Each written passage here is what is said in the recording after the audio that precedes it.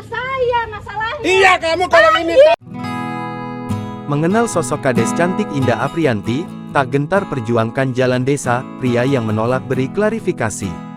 Kepala Desa Ciasem Baru, Kabupaten Subang, Indah Aprianti mendadak menjadi perbincangan hangat warganet. Indah Aprianti mendapatkan pujian lantaran aksi beraninya menghadapi seorang pria yang melakukan penolakan. Dalam video yang viral, Indah Aprianti seolah tak gentar saat melawan laki-laki yang menolak dilakukannya perbaikan jalan. Dia bahkan tak ciut nyali saat pria itu berbicara dengan nada keras. Indah merasa bahwa perbaikan jalan itu demi kepentingan publik.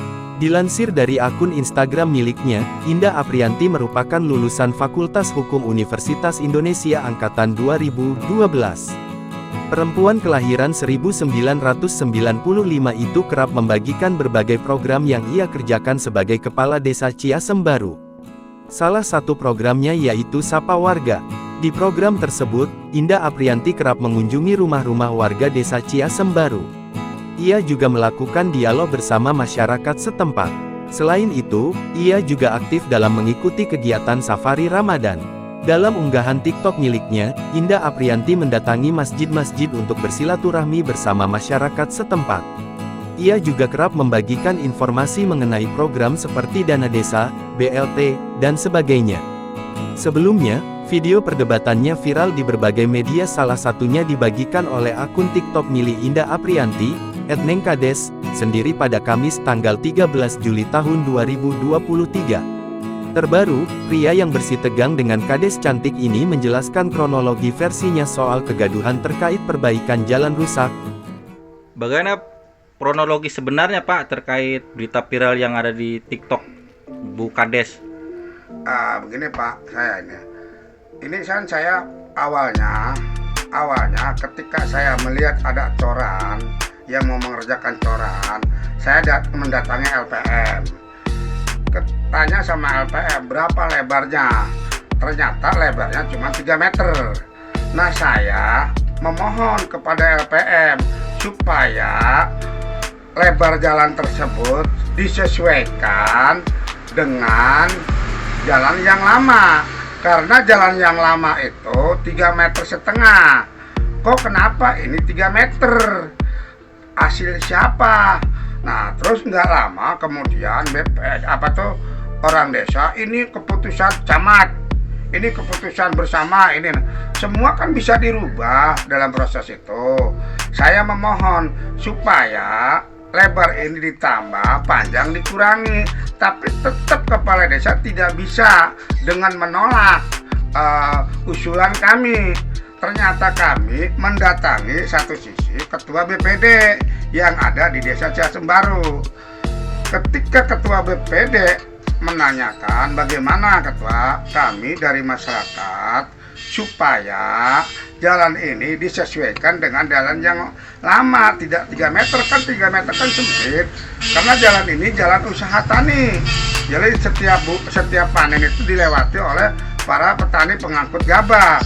Makanya kalau 3 meter ini sangat sempit, kalau 3,5 meter itu menurut saya cukup, karena ini bukan untuk kepentingan kami, untuk kepentingan bersama tujuan kami, tapi kepala desa tetap menolak.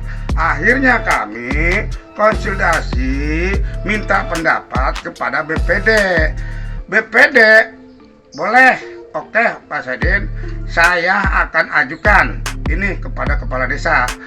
Nah, waktu itu terus diberhentikan oleh BPD pekerjaannya supaya musyawarah dulu, dan saya langsung mendatangi Kasipem pemerintahan, Kasip tingkat kecamatan. Nah, Kasipem dari Sekmat itu menyetujui atas permohonan kami, malah membaguskan, itu bagus, harusnya 3,5 meter bukan 3 meter. Nah, Kasipem ngomong, udah Pak Saidin, Pak Menir nggak usah datang ke lurah, biar saya yang ngomong. Makanya saya semua diserahkan kepada aparat dengan pendamping dana desa, dan pendamping dana desa pun membolehkan 3,5 meter, tapi ada pengurangan panjang, lebar ditambah, panjang dikurangi. Tapi usulan kami ditolak oleh kepala desa. Bukannya saya menolak pembangunan yang ada di desa, itu sangat salah. saya menolak dengan adanya kalau 3 meter, supaya jalan ini 3,5 meter, jalan ini lebar. Bukannya menolak pekerjaan. Itu sangat salah kepala desa tersebut, sangat salah resepsi. Nah, saya sudah menyerahkan. Kedua hari kemudian ada di depan masjid itu, oh banyak orang, kata saya tuh. Saya lihat lewat, ternyata masih urusan jalan itu. Ternyata nggak lama BPD menghampiri saya. Ternyata usulan BPD ditolak juga oleh kepala desa.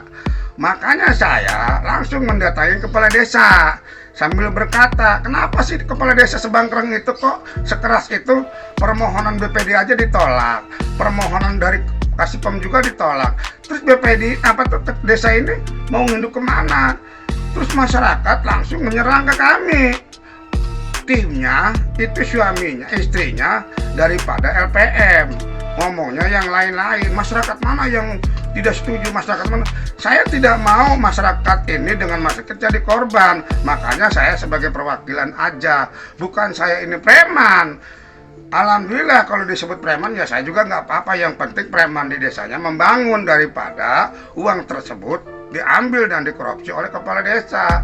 Makanya kepala desa selalu kepada saya, karena kepala desa lagi dikritisi oleh kami terkait anggaran tahun 2022.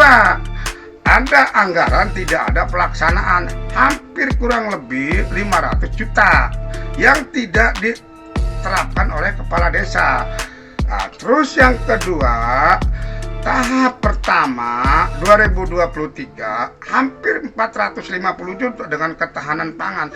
Sama sekali tidak ada bangunan fisik pun, 1 senti aja tidak ada.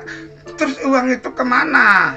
Saya pertanyakan sama kepala desa. Makanya kepala desa membalik arah ke kami, menuding bahwa kami adalah menolak pekerjaan itu. Itu yang kami terangkan, Pak. Makasih. Jangan lupa subscribe, share, komen, dan like ya.